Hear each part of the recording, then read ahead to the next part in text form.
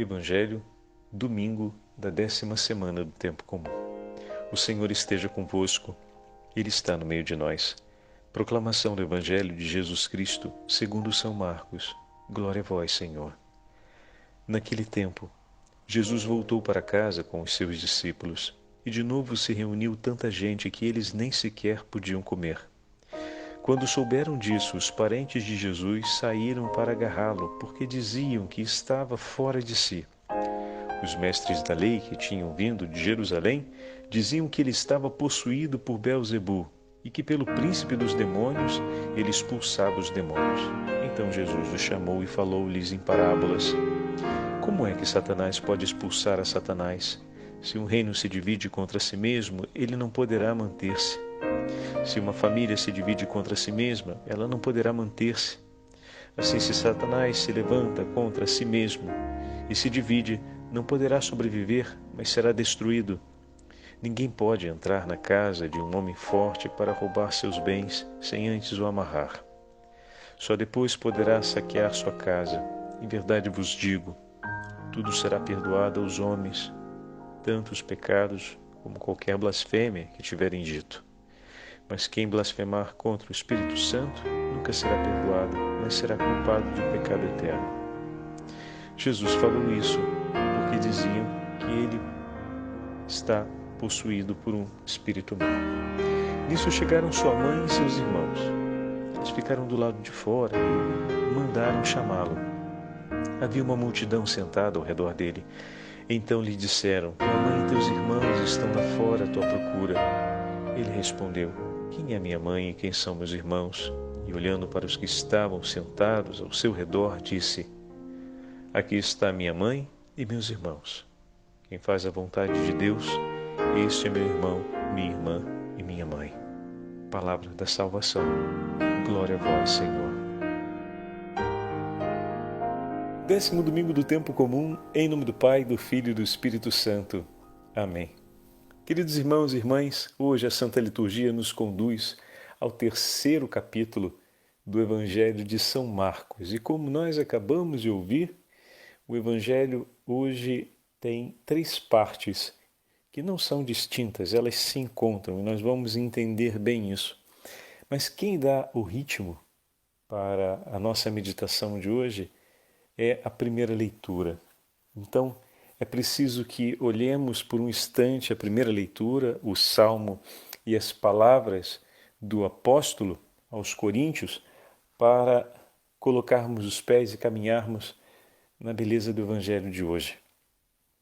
Na primeira leitura, nós ouvimos o livro da Gênesis, no capítulo 3, o terceiro capítulo do livro que fala a respeito da queda dos nossos primeiros pais.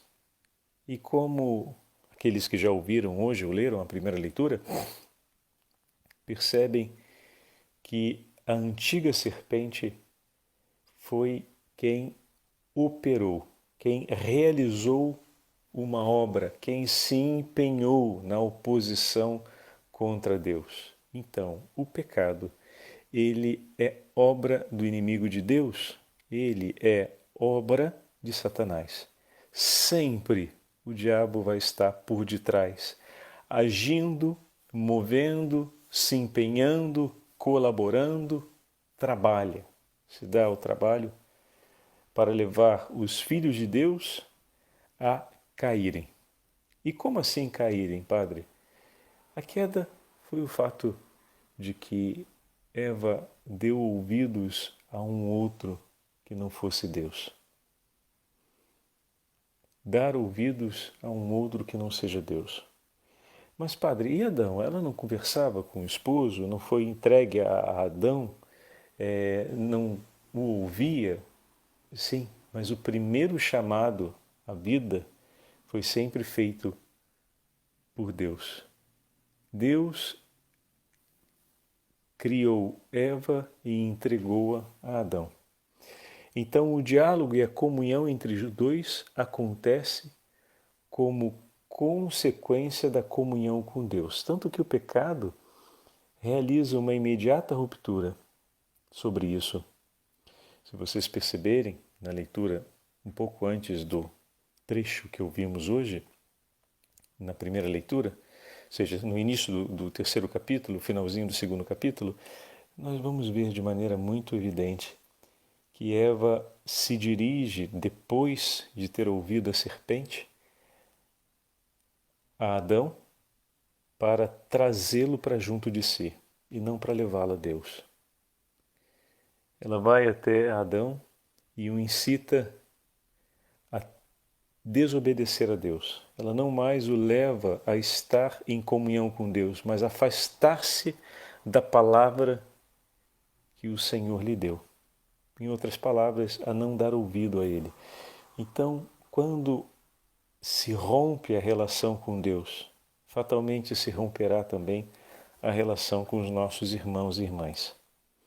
O que nos mantém na vida de comunhão com o próximo é a nossa aliança com Deus, não tenham dúvidas disso. Não se trata de algo secundário. Como nos ensinam os padres da igreja, vai falar Santo Agostinho, se na ordem da prática o amor ao próximo vem primeiro, né?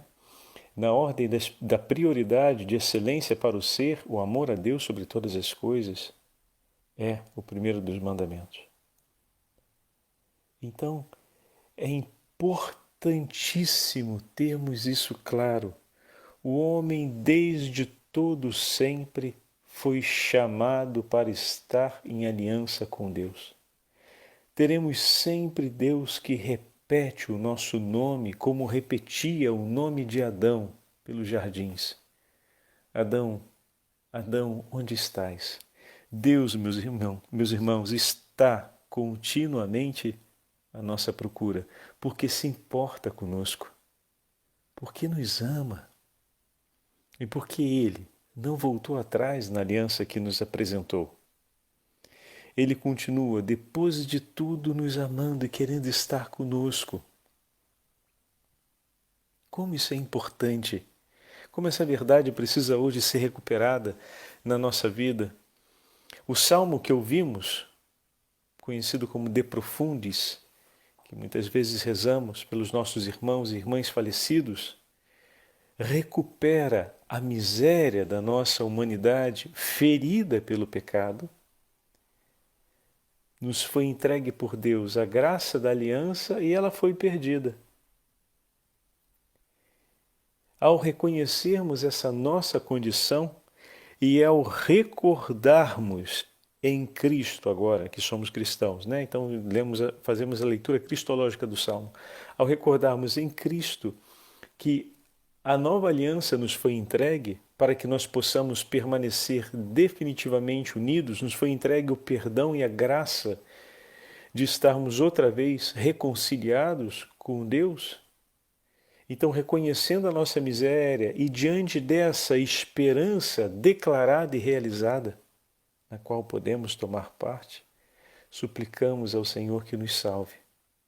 Eu confio no Senhor, a minha alma confia na Sua palavra. E hoje, como nós vamos ver a terceira parte do Evangelho, os verdadeiros parentes de Jesus são aqueles que confiam na palavra do Senhor. São aqueles que ouvem, acolhem e buscam a verdade sobre essa palavra. Porque no Senhor está a minha misericórdia, repetimos hoje no Salmo, na Santa Missa, e com Ele abundante redenção. Só nele está a vida que eu busco. Mas o que se passou então, Padre, no livro da Gênesis, como nós acabamos de ouvir? Muito bem, o inimigo de Deus, Satanás, a antiga serpente, o diabo, se empenhou, se aplicou em atividade e obra para levar Eva a ouvir outro diferente de Deus. Suscitou nela os apetites por tudo aquilo que era próprio do homem. A curiosidade, a possibilidade de conhecer a verdade, fazer por si mesmo, não esperar mais que Deus lhe dê as coisas, mas ela própria pode agora pegar. Ela não precisa mais depender de um outro, pode tomar uma iniciativa totalmente sua, sem esperar nada de ninguém. Tentador isso, né? Essa foi a atitude do demônio. Não esqueçamos. E essa é uma das coisas que nós vamos combater por toda a nossa vida. Essa inclinação que temos a querer tomar nas mãos a decisão última da nossa vida. E olhamos para Jesus e Jesus não faz nada que não seja da vontade do Pai. Por isso, falamos da obediência de nosso Senhor e cantamos e exaltamos a obediência de nosso Senhor ao Pai. Tudo em sua vida foi sempre cumprir a vontade do Pai. O que nós desaprendemos, os nossos primeiros pais, Cristo nos ensina. Não há outro caminho que não seja Ele. Não há outro modo de conquistarmos a salvação que não seja esse, de humildemente renunciarmos tudo para cumprirmos só a vontade de Deus. É, como ensinam os padres da igreja, o morrer continuamente para si mesmo. É isso, não tem outro modo. Mas esse é o modo melhor de viver, porque vivendo assim, reencontramos o tesouro ao qual fomos chamados desde toda a eternidade. Não tem outro modo de conquistar esse tesouro que perdemos, se não for assim. Por isso Cristo é o caminho. Nele está a verdade e a vida, como outro dia ouvimos no texto de São Tomás de Aquino. Belíssimo, hein? Cá entre nós, lindíssimo. Com que clareza São Tomás de Aquino fala das palavras do Senhor: eu sou o caminho, a verdade e a vida. Então não há um outro modo. E se vocês prestarem atenção no texto que hoje ouvimos, Deus vai até Adão e pergunta: Adão, onde estás? Onde estás? A pergunta é direta. Onde estás? Ele respondeu: ouvi o ruído dos vossos passos no jardim e, como estava nu, tive medo e me escondi. O medo entra no coração do homem a partir do pecado. Nada temerei, cantamos. Nada temerei, pois o Senhor é meu pastor. Nada temerei. O temor, o medo, né? Ele é um sentimento que nos acompanha em muitos momentos de nossa vida. É um sentimento que nós poderíamos colocar como um alerta.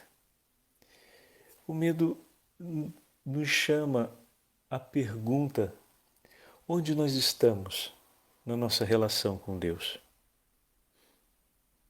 Por quê, Padre? Porque só Ele nos encoraja. Só Ele é capaz de nos ajudar a afirmar um sentido para a nossa vida. E às vezes o medo nasce exatamente porque não conseguimos afirmar um sentido para a nossa vida.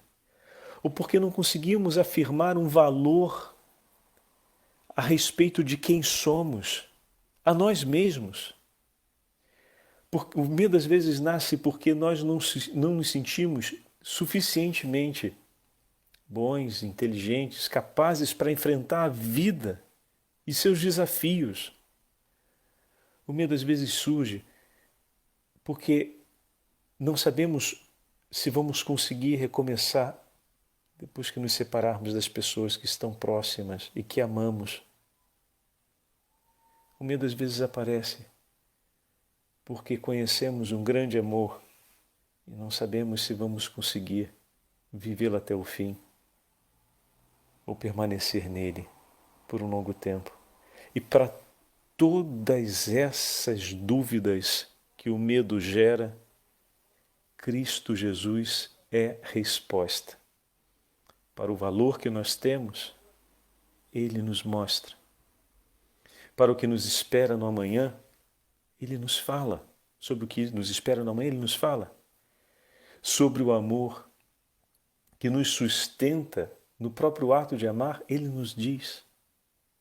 Olhando o sacrifício redentor de Cristo na cruz, reconhecemos e afirmamos o perdão de Deus por nós, que nos encoraja. Vendo a atitude do bom pastor, compreendemos o valor de cada pequenina ovelha no rebanho, que também somos, eu e você.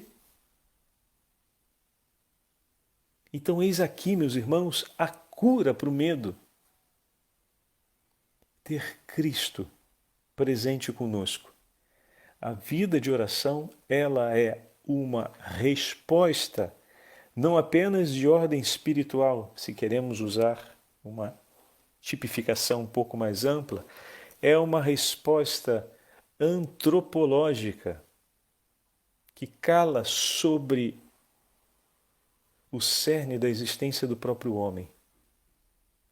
A oração é resposta de vida para nós e para todos os sentimentos. Ela nos ajuda a viver todos e quaisquer sentimentos próprios da nossa experiência humana, porque Cristo assumiu toda a nossa humanidade.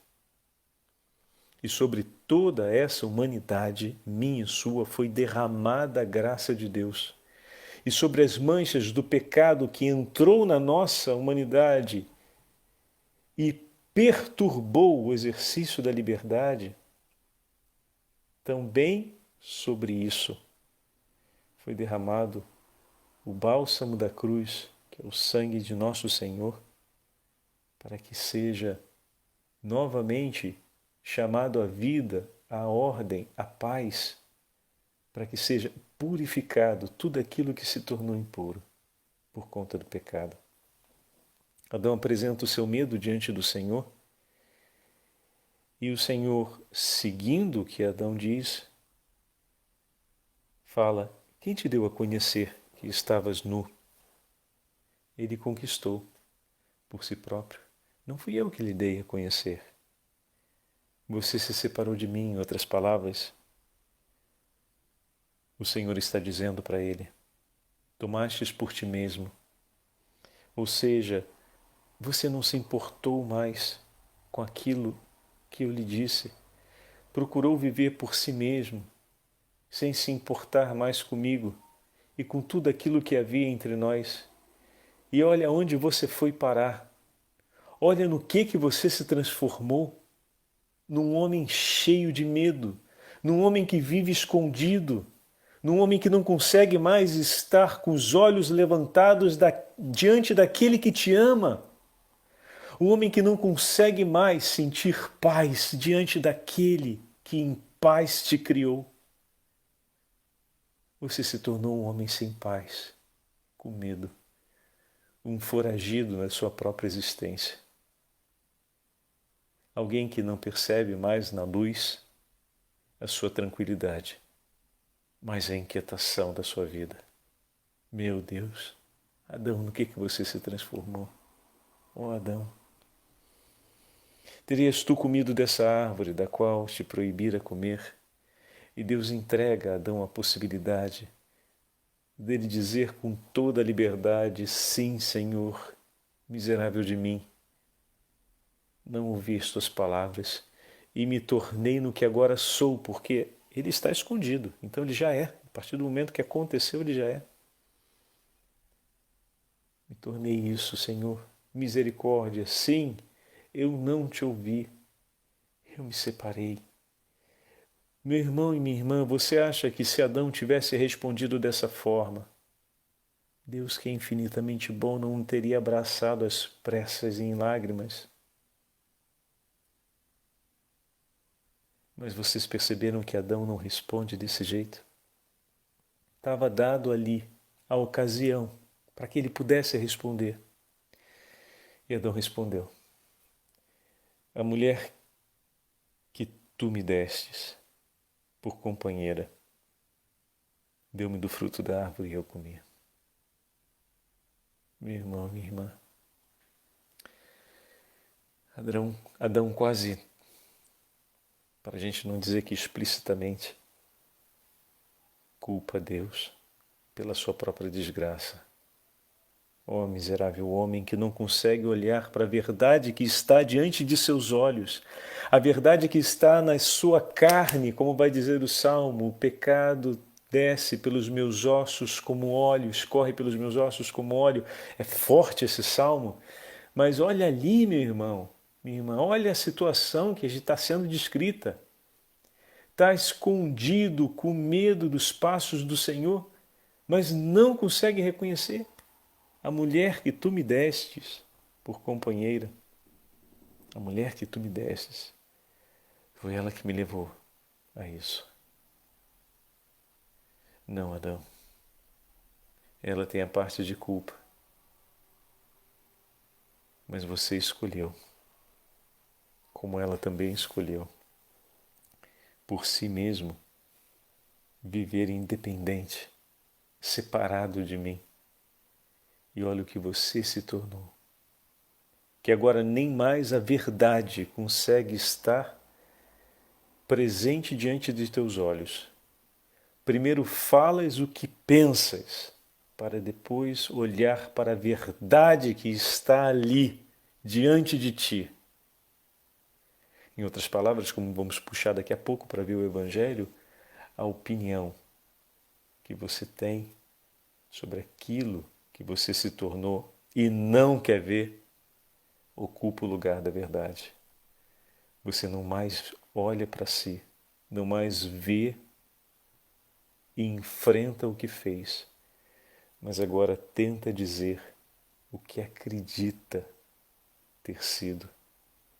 Olha para onde te convém e afirma o que lhe possa ser oportuno, mas a verdade não é mais o gosto do teu coração.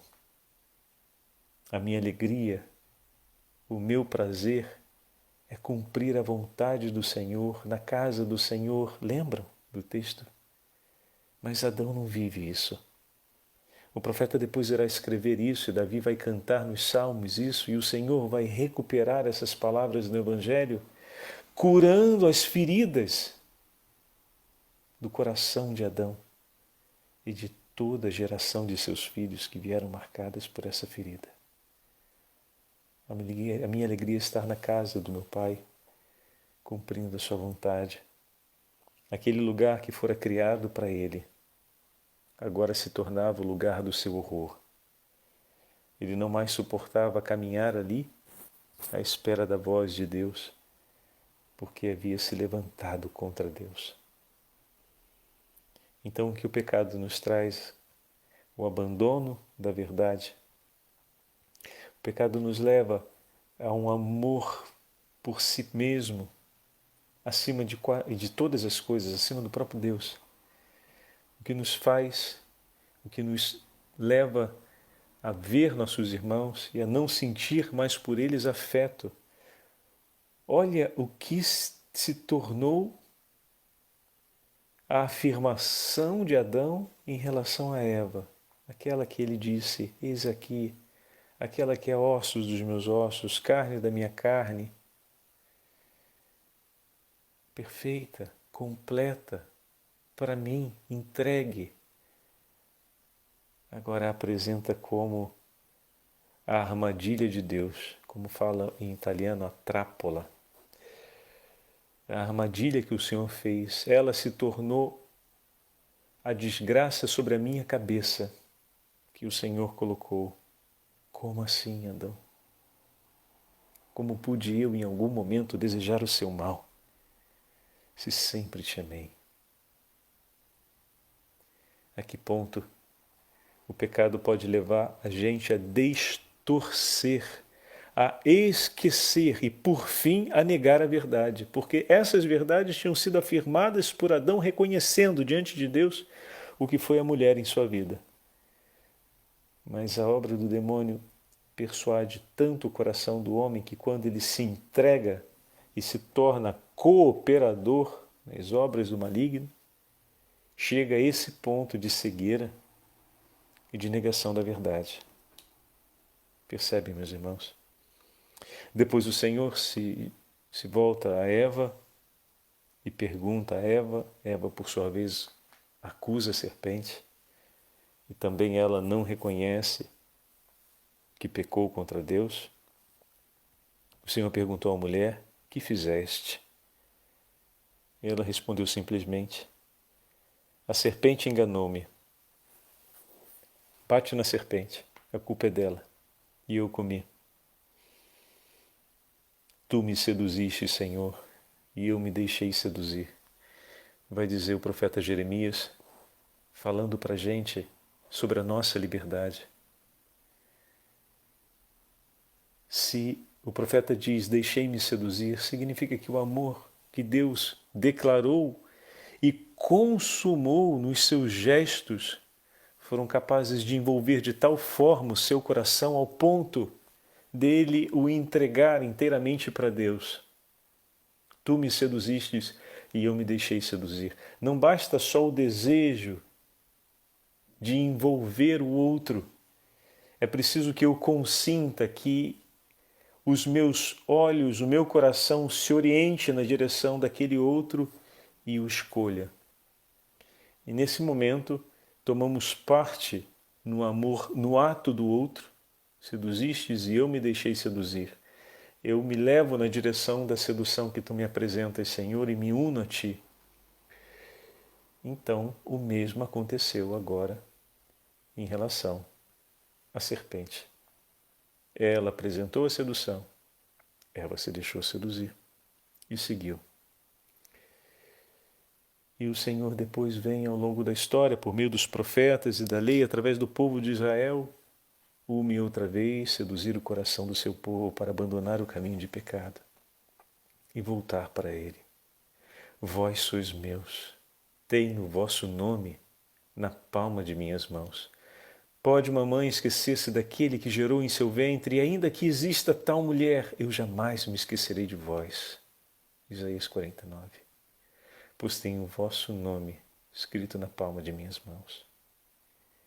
Eu vos encontrei entregue à morte, caída no deserto, morrendo sobre o próprio sangue do seu nascimento, e senti compaixão de ti.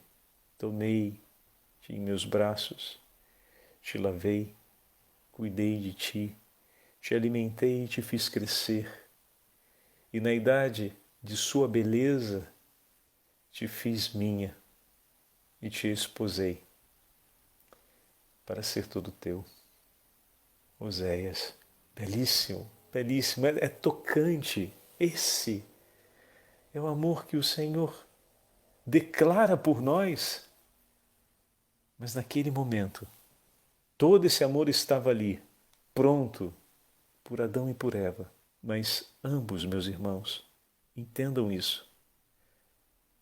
Não reconheceram o mal que cometeram e não suplicaram por esse amor que sempre esteve presente.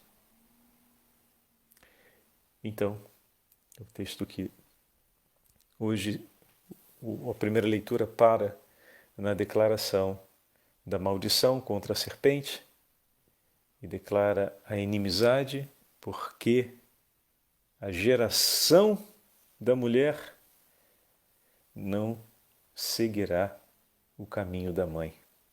Graças a Deus.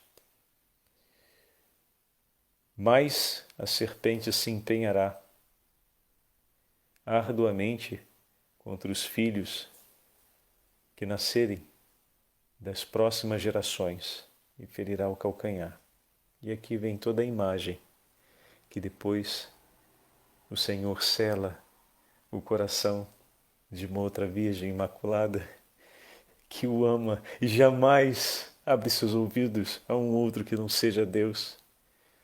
E a Beatíssima Virgem Maria vem curar aquilo que Eva nos deixou por herança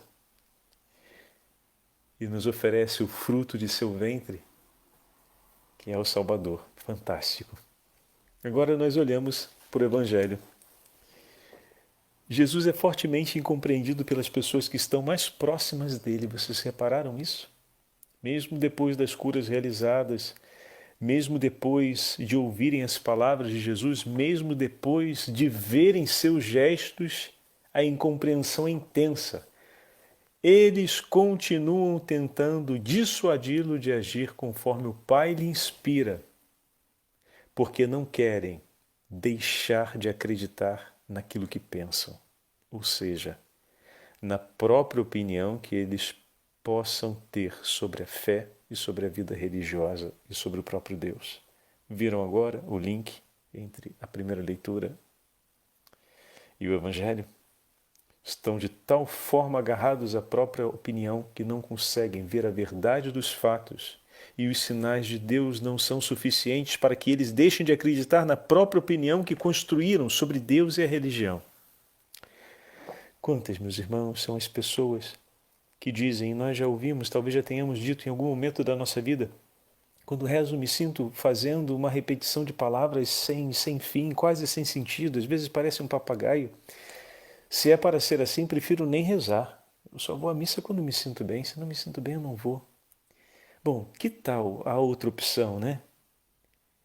Ir buscar o sentido dessas palavras, procurar não se contentar com esse limite e ir além, ao invés de desprezar ou desistir da oração. Que tal olharmos com humildade e dizermos, aqui, se é algo que é proposto por Deus e eu não consigo attingere, como se fala em italiano, eu não consigo tocar, eu não consigo alcançar, eu preciso de ajuda. Porque se o Senhor me propõe, é porque isso é melhor do que qualquer outra coisa que eu possa me propor. É melhor do que qualquer outra coisa, qualquer outra proposta que eu possa fazer a mim mesmo. Então precisa ter prioridade na minha vida essa realidade. No caso a oração, né? Que a gente está usando como exemplo. Percebem? Mas, como bem sabemos, pode ser pior. E nós vimos na sequência do texto a falsa acusação dos escribas. Mas como assim pior, padre? Os escribas conseguem reconhecer o poder de Jesus sobre os demônios e as suas obras miraculosas que só o próprio Deus poderia fazer e atribuem isso ao diabo. Esse é o absurdo da renúncia à verdade. Porque mais do que simplesmente renunciar à verdade, é distorcê-la. Lembre que a gente já falou disso comentando sobre o livro da Gênesis na meditação de hoje, né? Olha que ponto, né? Isso realmente é diabólico. Você não apenas nega a verdade, mas você a retorce, né, contra ela mesma. A acusação visa desacreditar que Jesus é o Filho de Deus, único capaz de vencer o demônio e instaurar o reino de Deus, único capaz de operar a salvação. Por isso, negá-lo significa negar a obra redentora do próprio Deus. Significa negar sua identidade, seu poder e o triunfo sobre o reino de Satanás. O que significa excluir-se voluntariamente da salvação. Por isso a afirmação dura feita por Jesus a respeito do pecado contra o Espírito Santo. A blasfêmia contra o Espírito Santo. É uma afirmação blasfema aquela feita pelos escribas, pois atribui algo de Deus ao demônio. Para quem voluntariamente rejeita o conhecimento da verdade, fecha os olhos para os sinais de Deus e, por fim, rejeita suas obras, receber o perdão e ser alcançado pela salvação será algo muito difícil, quase impossível. Por isso a gente pede e tem pedido durante a novena aos Sagrados Corações que até aqueles pecadores que estão mais mergulhados, ou seja, a gente faz referência a esses casos, possam ser alcançados, porque para Deus nada é impossível. Até aqueles que estão chegando nesse limiar podem ser alcançados. A gente pede que sejam alcançados pela misericórdia e que vivam uma passagem de grande conversão. Por fim, a terceira parte do Evangelho de hoje, que completa a nossa meditação, e peço desculpas porque a meditação ficou um pouquinho mais longa hoje, mas eu acredito que deu para enriquecer bastante a nossa compreensão sobre o capítulo 3 do livro de Gênesis. São Paulo, hoje, na segunda leitura, falando aos Coríntios, o tempo inteiro faz a repescagem do valor do sacrifício redentor de Cristo. E vale a pena ler com calma a segunda leitura, completando a nossa meditação. Quem são, então, os verdadeiros? Deixa o padre pegar aqui o texto. Quem são os verdadeiros parentes de Jesus? São aqueles que ouvem, acolhem a palavra do Senhor, o seguem e buscam a verdade. Por isso São Paulo diz, não olhamos para as coisas visíveis, mas olhamos para as invisíveis, ou seja, olhamos para aquelas que o nosso Senhor nos revela. A verdade última a nosso respeito, ela é revelada pelo próprio Deus. Não fomos chamados para terminarmos aqui a nossa história. Vivemos nesse tempo como peregrinos da pátria celeste e somos chamados a habitar lá. Por isso não desanimamos. Ainda que em nós o homem exterior se vá arruinando, o homem interior vai se renovando dia a dia quando vivemos à luz da fé, quando professamos o nome do Senhor e, ouvindo as suas palavras, acolhendo as suas palavras, com Ele e nele buscamos a verdade. O Senhor esteja convosco, Ele está no meio de nós. Pela intercessão da Santíssima Mãe de Deus, a Beatíssima Virgem Maria, São José e São Miguel Arcanjo, abençoe-vos o Deus Todo-Poderoso, Pai, Filho e Espírito Santo. Amém.